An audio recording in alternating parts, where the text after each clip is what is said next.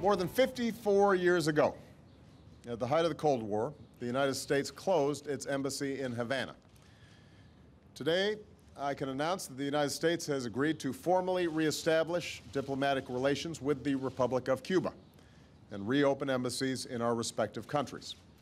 Plenty of Americans would love to believe that the mere action of opening an American embassy in Cuba will change that nation into a bastion of democracy and show the Castro dictatorship how little power they have in the free world. Others will point to a dedicated communist ideal and the Obama administration just feeding the money and attention Cuba desires with no intent of becoming a freer nation. Let's get into this. Our guest is Professor of Government at American University and co-author of Back Channel to Cuba. Let's welcome Professor William LeoGrande back to the Hardline. Professor, always a pleasure to have you on the show. Thanks for joining us. Good to be back with you. Professor, let's talk about what the president said. This is what change looks like, is the big line that he's pointing about these embassies opening. But in your opinion, is it good change? Well, I think so. I think it will do a couple of things. It will allow U.S. diplomats on the island greater access to the Cuban government, which has been very restricted because they weren't a full embassy. But more importantly, it will now allow them greater access to ordinary Cubans from all strata of society. Part of the agreement that was negotiated over the last 6 months was to once again allow U.S. diplomats and Cuban diplomats to travel all over the host country and talk to people. Isn't that what we miss a lot of times when there's the politics, the rhetoric, the back and forth about this is we don't really have honest boots on the ground. This will put people there who can start to work within Cuba, look at it, and bring us back an actual idea of what's going on. Granted, the Cuban government won't be crystal clear and transparent, but we at least will have eyes on the country and the people.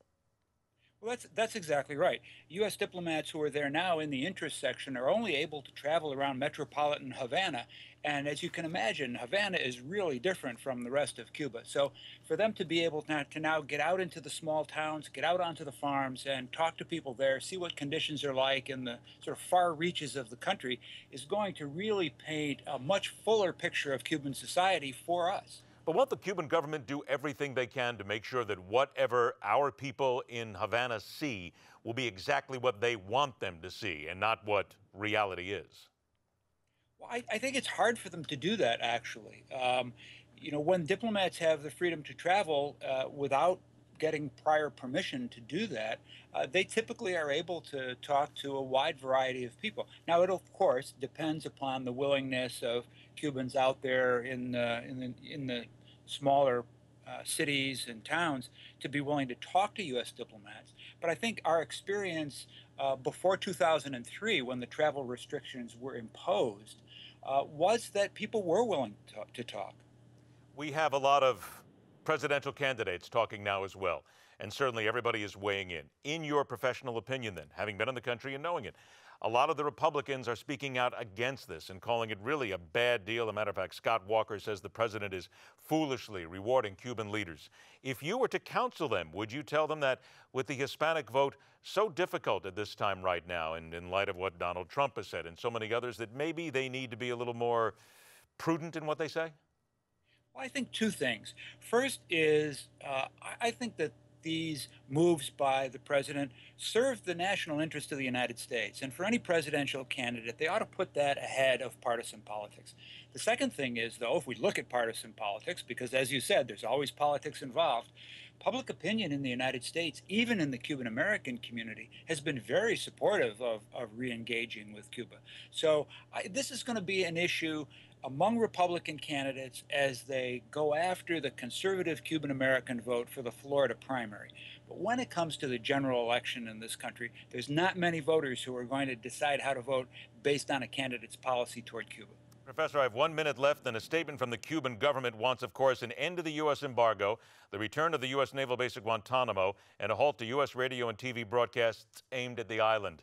Do you see any of those things happening anytime soon?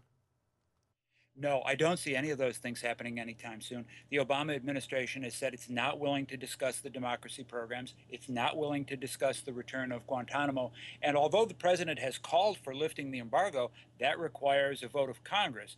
And certainly with Republican majorities in both the House and Senate, with the presidential campaign just gearing up, they're not going to do anything on the Hill that's going to make Obama's Cuba policy look like a success. So lifting the embargo is really going to be an issue for 2017. And let's put it very succinctly here. Raul Castro is looking, and he's also looking at money. So there's one way or another that when things start to normalize, there's going to be a lot of money coming into Cuba. And trust me, that's what he's thinking of as well. Want to remind everybody once again, the book is fascinating. Back Channel to Cuba. So much that you know and so much that you don't know as well. Professor William LeoGrande, thank you so much for joining us, sir. Look forward to talking to you again soon.